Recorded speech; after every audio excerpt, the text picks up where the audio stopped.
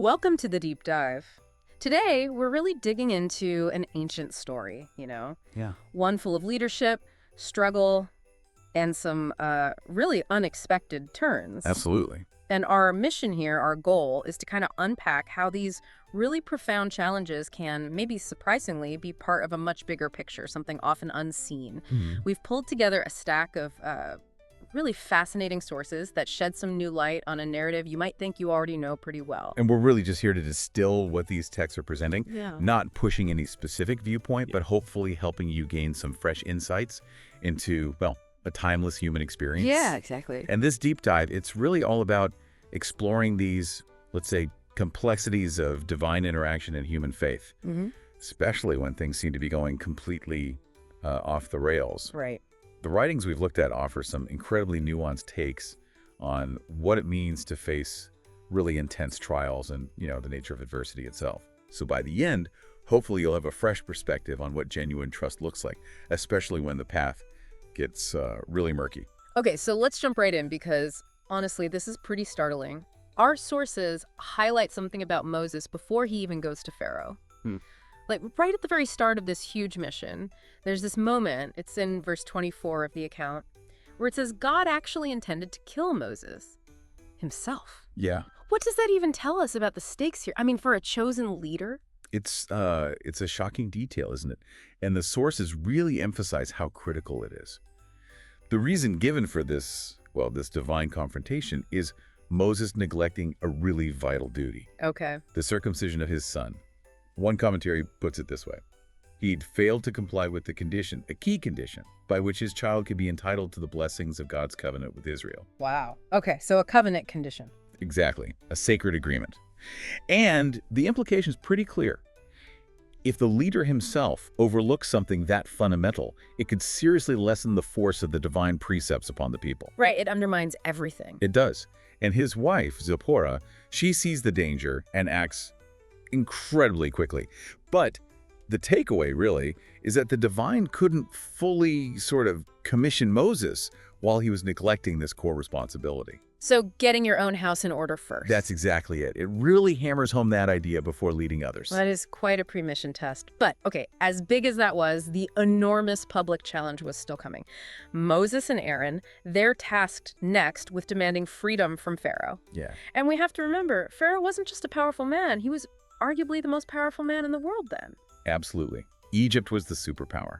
Centuries of history, dominant culture, controlling wealth, food supplies. They were walking right into the lion's den, essentially. And the initial request, it wasn't even for full release, was it? The texts are specific.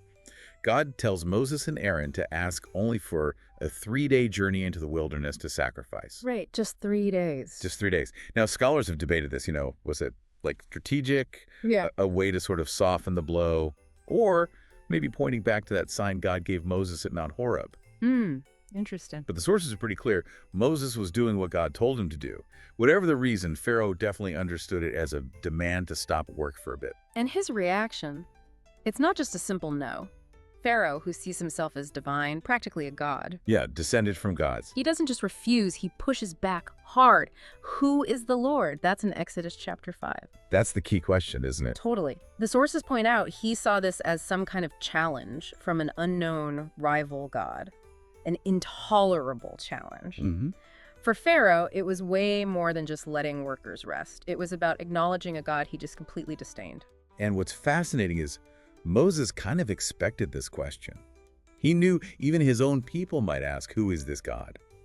So Pharaoh's disbelief, his contempt, it wasn't entirely surprising to Moses. Okay. Pharaoh just couldn't imagine any God having authority over him or his empire. But then here's where it gets really, really counterintuitive. You'd think, okay, God's involved now, things should get better for the Israelites. That would be the logical assumption, wouldn't it? Right. But no, the narrative says their lives got dramatically worse. Pharaoh basically loses it. You are idle. Idle. Angry. Yeah. And he stops giving them straw for the bricks, but demands the same number of bricks. So the taskmasters get crueler, everything gets harder. Way harder. Instead of deliverance, they get intensified suffering. And this is where the Israelites really start to waver, right? Their faith is tested. Oh, absolutely. The accounts show their officers going straight to Moses and Aaron, blaming them. What did they say? They cry out, "Let the Lord look on you and judge." Essentially, this is your fault. God isn't with you. They even feared Pharaoh would kill them now because Moses had stirred things up. The text says they did not respect Moses anymore and were not planning to follow his directions. So they drew the wrong conclusion from the hardship. Exactly. It shows how easy it is, for any of us to draw the wrong conclusions when we're facing trials, especially when things seem to contradict what we expected God to do. They looked at the now and just lost hope. So, okay, this leads to a really crucial question, I think, for anyone listening. If things get worse, right, when you're expecting help, maybe divine help, what does that mean? What's it telling us? That's the million-dollar question, isn't it? And these sources, they really challenge our usual assumptions. They suggest maybe we shouldn't measure how present God is just by how well things are going for us. Okay. In fact, based on this story, it almost seems like the opposite can be true sometimes. The sources propose that if things are going badly, it might actually be a sign that God is near, that a deeper work is happening. That's quite a reversal of thinking. It is. It suggests that, spiritual opposition often ramps up right before a breakthrough. The enemy, so to speak, tries harder to discourage when deliverance is close. So things getting worse before they get better. Precisely. There's this powerful analogy used sometimes, like childbirth. The most intense part, the hardest pain, is right before the delivery. The mother feels deliverance is near because the pain increases. So suffering, in this view, could actually be a sign of God's presence working behind the scenes rather than proof of his absence.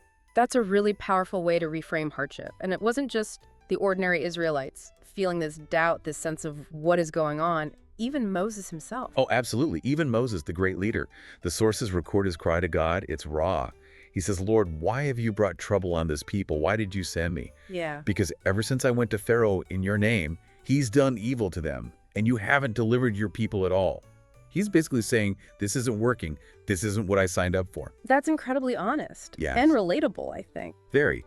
And these same sources draw this really compelling parallel to Jesus' own life. As the high priest figure, the mediator. Hebrews says he was tempted in every way, just like us. Exactly. In our points, tempted as we are, yet without sin. And in his life, there were absolutely moments where God the Father seemed incredibly far away. Like when? Well, think about the wilderness.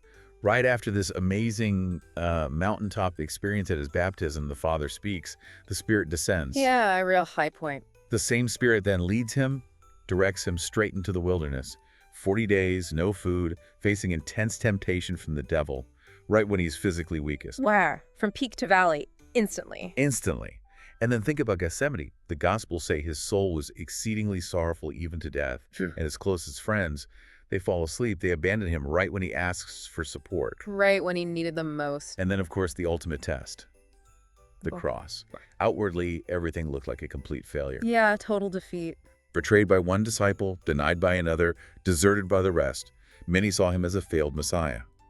Isaiah's prophecy even describes the suffering servant as one smitten by God. Like God himself had turned against him. Exactly. And his cry from the cross, my God, why have you forsaken me?" That just captures the absolute depth of feeling abandoned, which arguably is worse than feeling punished. It's feeling utterly alone. So, seeing these parallels, Moses' despair, Jesus' agony and feeling forsaken, what does that tell us? What's the assurance when we hit our own walls, our own dark moments? Well, the core assurance I think that comes through these texts is this. When we face those really difficult life circumstances, we can actually trust that there's more going on around us than we can see. We can trust that God is still present, even, as the psalm says, when he makes darkness his secret place, even in our darkest moments. Even when it feels like the opposite. Exactly. And that maybe, just maybe, more are for us than against us, as another story puts it. The crucial takeaway, really, is that we don't have to judge our relationship with God based purely on our current experiences. Especially when those experiences are painful or confusing. Precisely. Especially then. Wow. What an incredible journey through these texts today. I mean, from Moses almost getting killed by God before the mission to the people's lives getting worse, not better. And then seeing that even Moses and Jesus face profound doubt and that feeling of abandonment. It really drives home this idea that things getting worse might actually signal something deeper happening. It really does. And maybe that leaves us with the final thought, something for you, the listener, to really chew on. Okay. Consider this. What if adversity, what if that feeling of being abandoned or situations getting worse before they finally get better? Right. What if those aren't actually signs that God is absent? What if they are instead maybe indicators of a hidden process? Maybe preparation or purification, or maybe signaling that a much bigger deliverance is actually on its way. So look at the difficulties differently. Yeah. Think about the difficulties in your own life right now. Yeah. Could they perhaps be leading you toward a greater freedom or a deeper understanding, even if you absolutely cannot see that outcome yet?